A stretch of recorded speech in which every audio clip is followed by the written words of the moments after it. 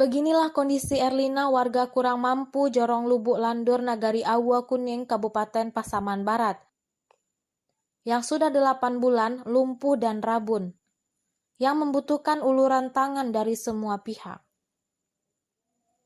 Menurut informasi dari keluarga, saat ini Erlina tinggal di rumah orang tua, karena beberapa bulan belakangan Erlina ditinggalkan oleh suaminya. Dan kini ia dirawat oleh orang tua dan adiknya. Kondisi Erlina semakin lama kian memburuk. Beliau terkena lumpuh dan rabun sudah sejak 2 tahun belakangan. Namun kondisinya makin parah sejak 8 bulan belakangan ini. Wanita parubaya 3 orang anak kini hanya bisa terbaring di tempat tidur beralaskan tikar.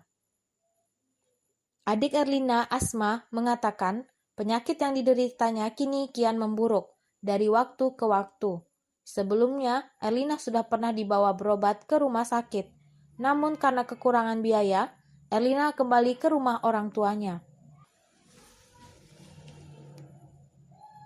Ia berharap agar ada perhatian atau bantuan dari pihak untuk membawa Erlina berobat kembali, sehingga besar harapan Erlina bisa sembuh kembali seperti sedia kala. Sakit itu bermacam-macam. Kadang kepala sakit kecil. Tu makan tak lo amuah do. Itu yang diderita gini bang. Iya bisa jadi kecil dilumpah bang. Atau ndak melai nampak deh do.